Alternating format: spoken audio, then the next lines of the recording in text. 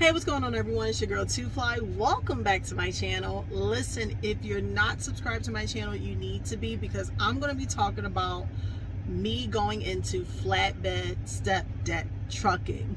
Now, I am no rookie to trucking. I've had my CDL for 3.5 years. I have driven within that time frame. I'm going up on my 4th year. Woo!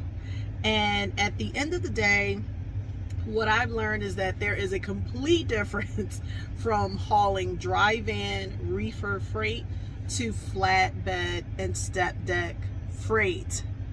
And this is what this video is going to be all about. All right, before we get into the video, make sure you're doing a couple of things. One, like the video, subscribe, hit the bell notification, and make sure you follow all of my socials. I'm going to have my IG and my TikTok down in the description box, so that way you guys can have an opportunity to talk to me, ask me any questions.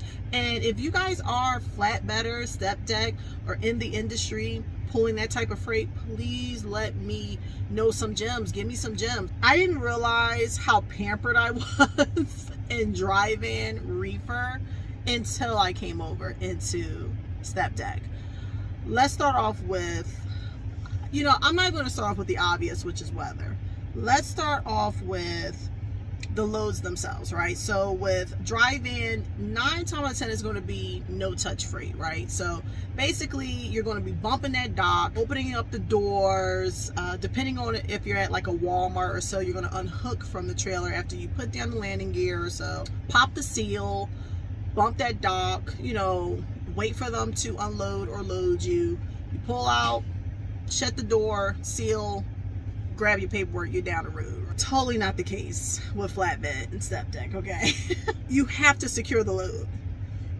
Technically, you're not operating the forklift, right? You're not actually putting the load onto the trailer. But I mean, it is your responsibility, okay? 100% your responsibility to make sure that that load is secured safely and correctly. Safely and correctly, okay? Those two go together. Like, those are the things that no matter what the weather conditions, you have to get this done. The job is not done unless you load securely. Here's the upside to securing your load though. It's encouraged for you to take your time. They would rather you take the time you need to secure the load properly than how with reefer, it's kind of like as soon as you get your paperwork, the clock is running, right? Like, you need to be getting out of there. They really don't want you to stay around.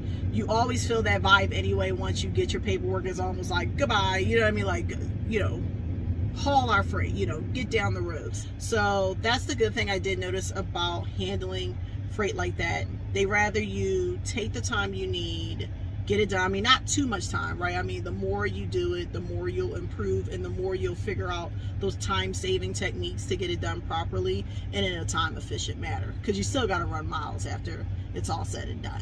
Another thing that is to consider when you are moving from dry van reefer into dry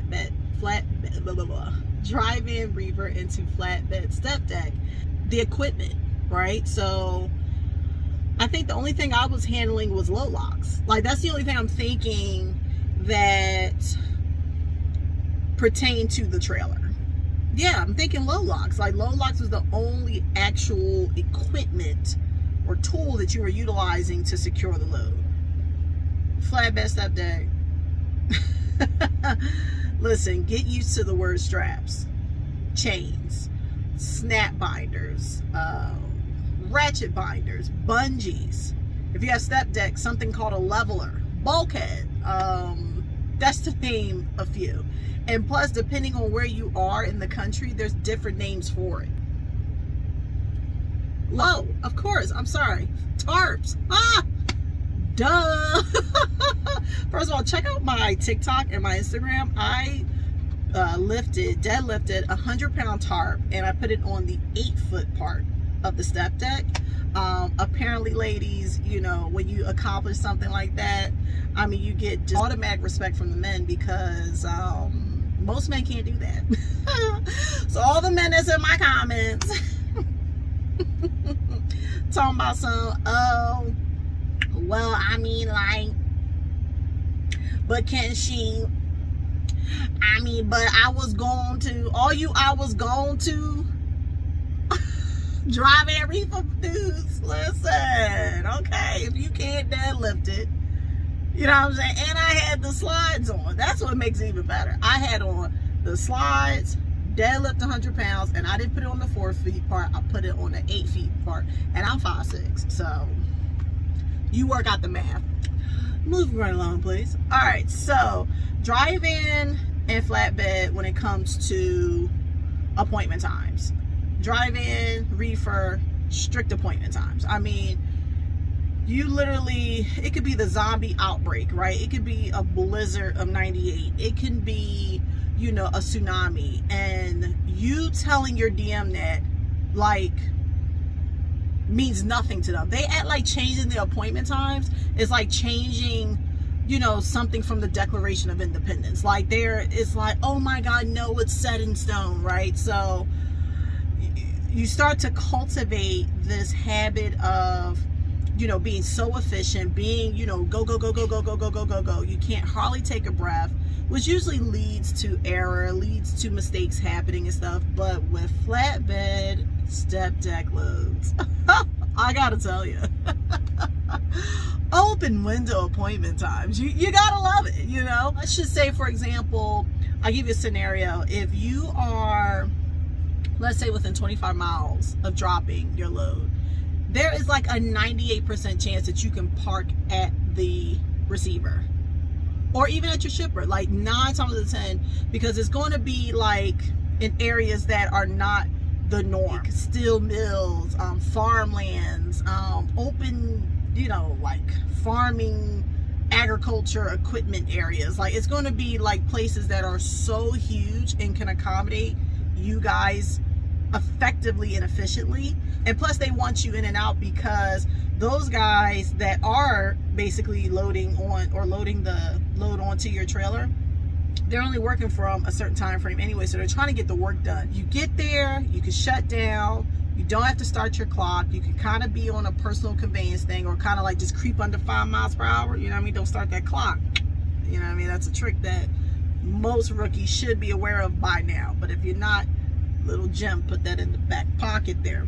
It allows you to get there. It takes care of any type of traffic, any type of weather. Plus, when you talk to your DM and say, hey, listen, something happened, they usually say, oh, okay, well, listen, you have an hour or two padded on to the time you're supposed to be there anyway. And as long as you're communicative with that DM, everything is good. Let's talk about weather. Honestly, weather is important on both ends. It's important for drive-in reefer. It's important for flatbed step deck.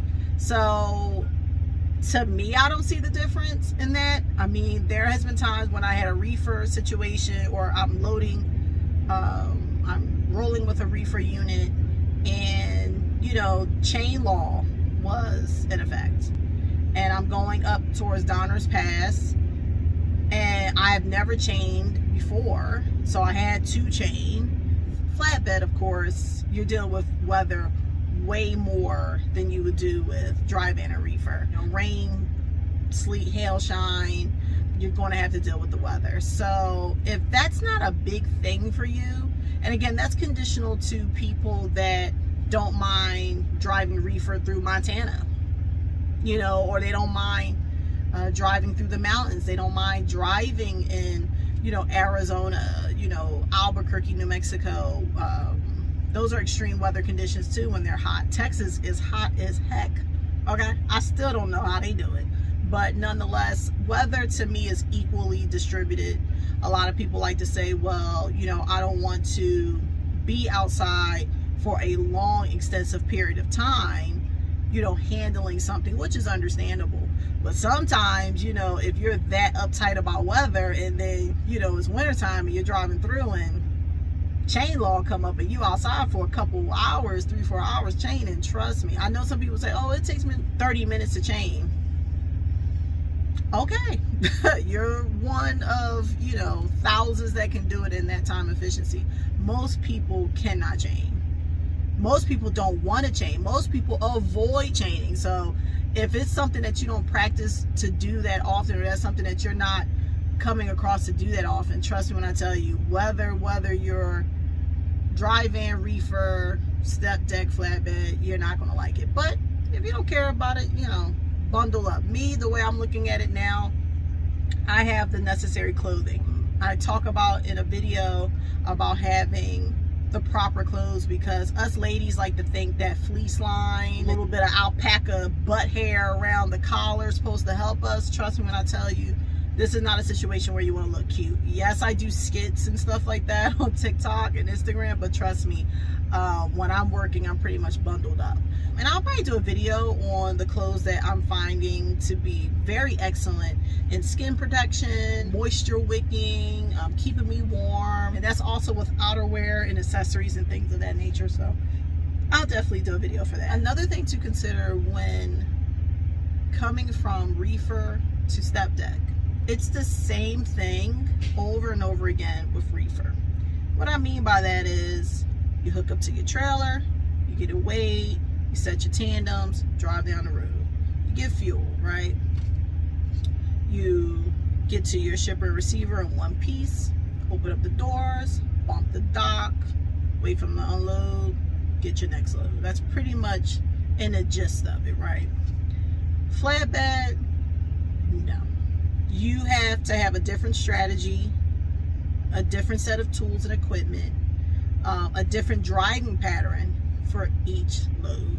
Usually you can gauge with REEFER and dry van, well, not necessarily dry van. Dry van can usually have like lighter loads, and REEFER can be pretty heavy, right? So that knowing how to set your drive tandems, your trailer how to, you know, set it so that way that weight differential keeps you legal, comes into play. But with flatbed and StepDeck, what I noticed, it's a different strategy all the time. I had steel beams that had this wood dunnage, that was in there, and it was on a diagonal spread. And you know, to me, I'm thinking, why? But that's to, I guess, you know, with inertia and you know, so that way when I turn it doesn't slide. It was just like, it's amazing. And my hat's off to the men that has been doing it, to the men and women that have been doing it for so long, because it's just interesting to see how people attack each load, right? How they secure each load. They have their methods and their ways that I know works for them, but I'm pretty sure when it's something that's a little unique or wonky rather, then they know what to do in a minute's notice. So that's pretty interesting, and hopefully I'll get to that point rather sooner than later. Hats off to me. I mean, I feel like at the end of the day I'm picking it up relatively quickly. I have an excellent trainer, the Trucker Brown, and a bevy of knowledge that we have. Sometimes we become complacent, right? And we forget the basics. I know I forgot some of the basics. I think I just forgot certain things, you know, apex turning, how to, you know, how to look at the lines at the back correctly. So it's really, really funny, but nonetheless, it feels really, really good at the end of the day. And I just wanted to share that with you guys. Listen, subscribe, check out my YouTube, check out Instagram, TikTok. We'll check you guys in the next one. I'm going to drop a vlog soon as well, and I'm also going to start back up my Patreon, so I hope to see you guys there. And until the next one, peace.